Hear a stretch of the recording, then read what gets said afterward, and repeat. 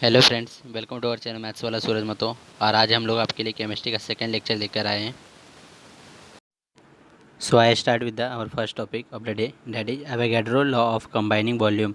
It was given by scientist Avogadro and it state that equal volume of all the gases contain equal number of molecule under the same condition of temperature and pressure. Means अगर हम लोग temperature और pressure दोनों को same रखें, मतलब constant रखें, तो जो भी गैसेस के वॉल्यूम होते हैं ना, वो इक्वल नंबर ऑफ़ मॉलिक्यूल्स होते हैं। जैसे कि अगर मैं अभी यहाँ पे एग्जांपल लूँगा तो आपको ज़्यादा अच्छे से समझेगा। जैसे एग्जांपल में यहाँ पे रिएक्शन दिया हुआ है H+Cl गिव्स एस HCl, मतलब हाइड्रोजन क्लोरीन के साथ रिएक्ट होगा तो हाइड्रोक्लोरिक एसिड देगा। तो मैं अगर यहाँ पे 1 वॉल्यूम ऑफ हाइड्रोजन लूँ और 1 वॉल्यूम ऑफ क्लोरीन, तो मुझे जो हाइड्रोक्लोरिक एसिड मिलेगा HCl, वो 2 वॉल्यूम मिलेगा। तो ऐसे ही अगर हम लोग n वॉल्यूम ऑफ हाइड्रोजन लेंगे, n वॉल्यूम ऑफ क्लोरीन, तो हम लोग को HCl कितना मिलेगा, 2n वॉल्यूम। और यही एवोगैड्रो लॉ स्टेट करता है। So by Avogadro law, we have finished all the laws, that is Gay-Lussac law and Avogadro law and law of conservation of mass. We have finished all the law, and those who have missed, they can watch in lecture number 2. And now we will move to our new topic of the chapter, that is atomic mass. So first we will see its definition. It is defined as one atomic mass unit is defined as a mass exactly equal to 1/12, that is 1/12 times of mass of C12 atom. मतलब जब हम लोग atomic mass decide कर रहे थे तो ऐसा माना गया कि कार्बन का जो 12th आइसोटोप्स है उसका 1/12 करने पे जो भी उसका मतलब वेट आएगा उसको 1 यूनिट कंसीडर किया जाएगा, और बाकी जितने भी एलिमेंट के मास होंगे तो उसके ही मल्टीपल्स होंगे, तो उसको हम लोग एटॉमिक मास बोलते हैं। जैसे अगर हाइड्रोजन का 1 होता है तो 1 times of 1/12 of C12 atom होगा, ऐसा। अभी मैं यहाँ पे इसका जो रिलेटिव मास का कॉन्सेप्ट है वो आपको बताऊँगा, तो आपको ज़्यादा अच्छे से समझेगा।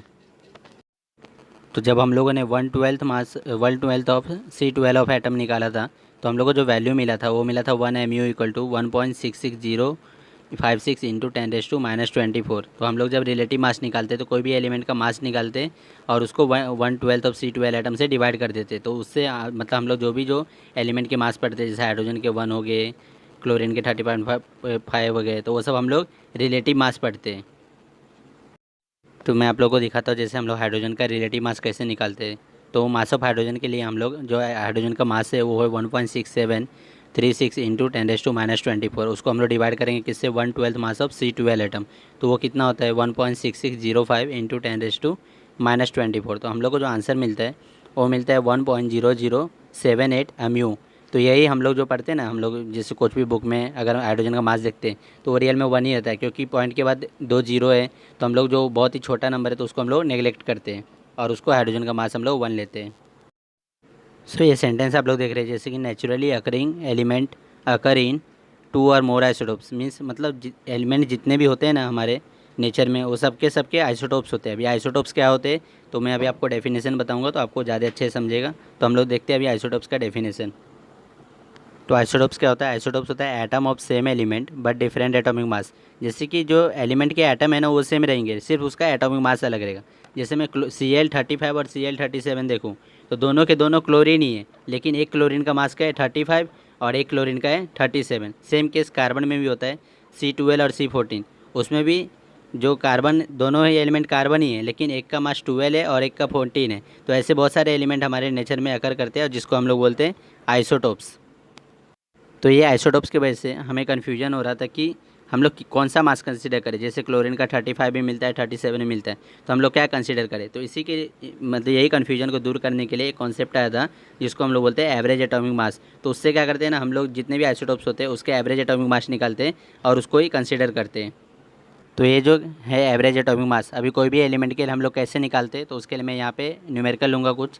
तो उसमें आप लोग देखोगे कि उसमें भी आइसोटोप्स होंगे और उसका हम लोग एवरेज एटॉमिक मास कैसे निकालते हैं और उसको ही कंसीडर करते हैं। तो अभी मैं न्यूमेरिकल लेने जा रहा हूँ तो आपको ज़्यादा अच्छे से समझेगा। सो पहला मैं एग्जांपल ले रहा हूँ, उसमें हम लोग क्लोरीन का देखेंगे। तो क्लोरीन के जैसे कि आपको मैंने बताया था पहले भी, क्लोरीन के 2 आइसोटोप्स एग्जिस्ट करते हैं, एक Cl35 और Cl37। और वो जो नेचर में एग्जिस्ट करते हैं वो उनका रेशो है 3:1। मतलब Cl35 के 3 हैं तो Cl37 के सिर्फ 1 होंगे, तो वो 3:1 में है।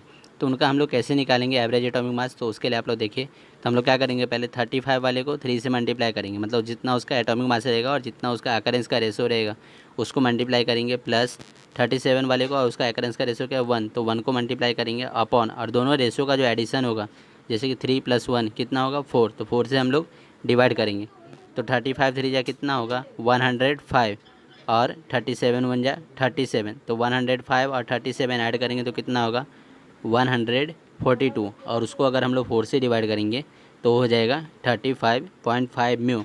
इसलिए जो हम लोग क्लोरीन का जो एटॉमिक मास हम लोग मतलब पढ़ते हैं वो क्या पढ़ते हैं हम लोग 35.5, 35 या 37 नहीं पढ़ते, हम लोग ने जो एवरेज एटॉमिक मास हम लोग ने फाइंड किया है उसको ही हम लोग यूज करते हैं। तो ऐसे ही बाकी एलिमेंट का भी किया जाता है। अगर आप तो आई होप आपको जो मैंने अभी क्लोरीन का एग्जांपल लिया था उससे आपको एवरेज एटॉमिक मास का कॉन्सेप्ट समझा। अभी हम लोग जैसे हमारे माइंड में क्या क्वेश्चन आता है कि इस पर न्यूमेरिकल कैसे बनते हैं, तो उसके लिए मैं एक क्वेश्चन ले रहा हूँ, और ऐसे टाइप के न्यूमेरिकल बहुत पूछे जाते हैं, और ये न्यूमेरिकल जो मैं अभी लेने वाला हूँ वो भी बहुत बार पूछे गए, मुझे खुद को 1-2 बार एग्जाम में पूछा गया था ये। तो ये क्वेश्चन अभी आप लोग स्क्रीन पे देख रहे हो, तो उसमें दिया nitrogen occur in nature in form of 2 isotopes with atomic mass 14 and 15 respectively, if average atomic mass of nitrogen is 14.0067, then what is percentage abundance of 2 isotopes. तो हम लोग का यहाँ पे 2 आइसोटोप्स बताया, नाइट्रोजन के कितने आइसोटोप्स है 2, एक का जो एटॉमिक मास है वो होता है 14 और एक का जो एटॉमिक मास है वो होता है 15, और हम लोग को दोनों का परसेंटेज एबंडेंस पता नहीं है। तो हम लोग को जब भी कुछ भी मतलब हम लोग सम करते हैं मैथ्स में या फिर कहीं भी सम करते हैं तो हम लोग को पता नहीं, तो हम लोग उसको क्या एज्यूम करते हैं एक्स करते हैं। तो यहाँ पे भी हम लोग सेम करने वाले हैं, ऐसा हम लोग एज्यूम करेंगे कि 14 का जो परसेंटेज कंपोजिशन है ना वो एक्स है, तो late x B N14 percentage, मतलब N14 का कितना परसेंटेज है, और परसेंटेज टोटल कितना होता है हमेशा 100 होता है, तो 100 का मैंने ये x ले लिया तो ये क्या हो जाएगा 100 - x। जैसे अगर हम लोग 100 का 30% निकाल देते तो कितना आता है 70 आता है, तो मैं x% निकाल दे रहा हूँ तो कितना हो जाएगा 100 - x%। तो इसलिए यहाँ पे जो क्या हो जाएगा 100 - x भी N15 का परसेंटेज हो जाएगा। तो अभी आप लोग जो एवरेज एटॉमिक मास का जो फॉर्मूला है वो स्क्रीन पे भी देख रहे हो, तो उसके हिसाब से अगर हम लोग सॉल्व करें तो पहला तो इसका एटॉमिक मास कितना दिया 14 इंटू इसका परसेंटेज कंपोजिशन क्या हो जाएगा x, मैं डॉट लिख रहा हूँ ताकि इंटू का ये भी साइन सही है ताकि हम लोग कन्फ्यूजन ना हो, प्लस 15 इंटू 100 - x। तो ये क्या, और एवरेज एटॉमिक मास हम लोग को कितना दिया है यहाँ पे दिया 14.0067 यहाँ पे अपॉन 100 आ जाएगा। तो 14 इंटू एक्स क्या हो जाएगा 14x प्लस 15 इंटू 100 1500 और 15 इंटू -x तो -15x अपॉन 100। तो ये सही है। अभी 14 में से 14x - 15x का जो प्लस माइनस क्या होता है माइनस, तो क्या आ जाएगा -x plus 1500 upon 100 equal to 14.0067। अभी आप लोग यहाँ पे 100 क्या हो रहा है डिवाइड हो रहा है, तो यहाँ पे जाएगा तो क्या हो जाएगा मल्टीप्लाई, तो कितना हो जाएगा 1400.67 इक्वल टू -x प्लस 1500। तो हम लोग अभी यहाँ पे जो बेसिक अलजेब्रा का रूल होता है वो यूज़ करिए। यहाँ पे क्या हो रहा है माइनस लेफ्ट साइड में है तो प्लस, और ये यहाँ प्लस हो रहा है उधर गया तो माइनस, तो माइनस कितना हो जाएगा 1400.67। अभी आप लोग अगर दोनों को माइनस करेंगे तो क्या हो जाएगा 10 में 7 गया 3, 9 में 6 गया 3.99। तो N14 जो आइसोटोप्स था नाइट्रोजन का उसका कितना परसेंटेज कंपोजिशन हम लोग को मिला 99.33, ये बहुत ज़्यादा है। और तो N15 का परसेंटेज कंपोजिशन क्या हो जाएगा वो हो जाएगा 100 - 99.33, तो ये कितना हो जाएगा 0.7%। इसलिए जब हम लोग नाइट्रोजन का एटॉमिक मास बोलते हैं तो हमेशा क्या बोलते हैं हम लोग 14.067 नहीं बोलते, क्योंकि जो 15 आइसोटोप्स है ना उसका परसेंटेज कंपोजिशन बहुत ज़्यादा कम है, तो उससे उतना इफेक्ट नहीं होता एवरेज एटॉमिक मास पे, इसलिए हम लोग नाइट्रोजन का जो एटॉमिक मास होता है वो 14 ही होता है। आई होप आपको समझा, और आई होप आपको वीडियो अच्छी लगी, और अभी तक आपने हमारे चैनल को सब्सक्राइब नहीं किया है तो प्लीज़ लाइक करें, सब्सक्राइब करें, अपने फ्रेंड को भी शेयर करें जितना ज़्यादा हो सके। Thank you.